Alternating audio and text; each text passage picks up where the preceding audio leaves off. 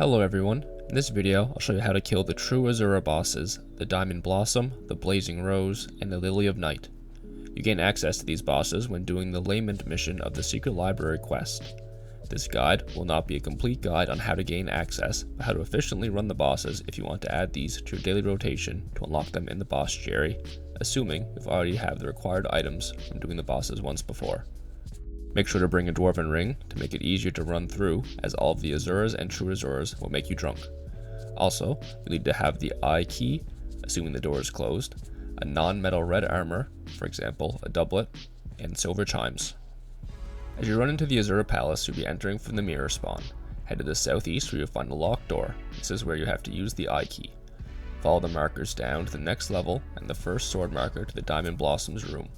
You must make sure to equip your non-metal red armor before entering the portal to fight the boss.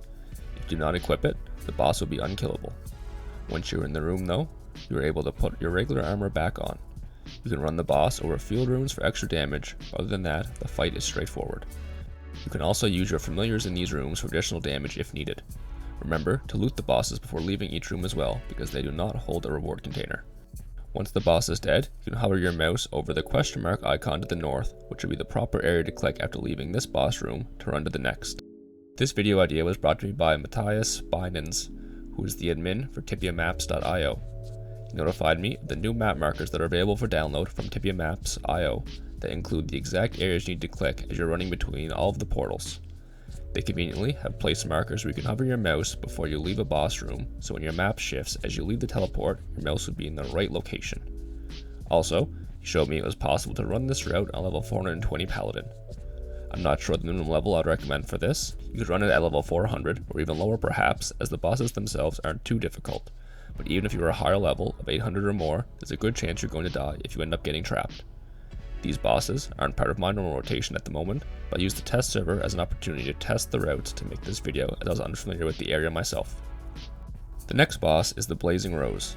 Before entering this boss portal, you must equip the Silver Chimes or else this boss will be unkillable.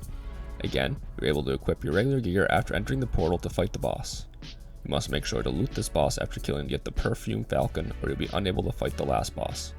Once she is dead, you'll have to zoom out and can find another question mark far to the southwest to click as you leave the boss room, which will take you directly to the stairs to the third floor. Once you go down these stairs, you will click the sword icon to the north to head to the last boss of this run, the Lily of Night. When running between rooms, you want to make sure to maximize physical, fire, and death protection equipment to limit the damage you'll be taking.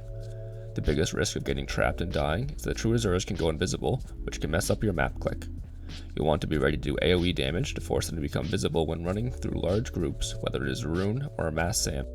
If you use Utito Tempo Sand for example, this can allow you to run between the portals quicker, but will prevent you from attacking, which may cause you to get trapped when running into some invisible enemies, so I'd recommend just using normal haste. Before entering the Lily of Night boss room, you have to use the Perfume Falcon that you looted from the previous boss. If you fail to kill and loot the previous boss, the Blazing Rose, for any reason, you'll be unable to kill this boss. So be careful and make sure to equip the Silver Chimes before entering, and take your time so you don't step in and immediately step out by accident, or else you'll lose the ability to kill two bosses, not just one.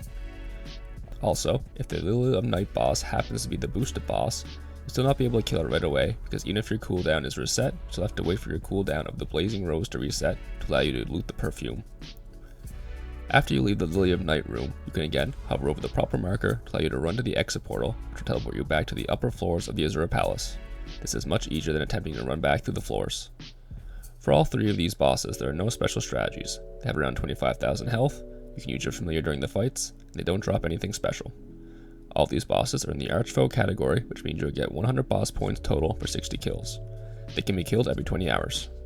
There is no benefit to assigning any of these bosses to your boss slot, they just drop NPC sellable loot. If you add these to your boss rotation, you will gain 300 points total in the 60 days it takes to fully unlock them.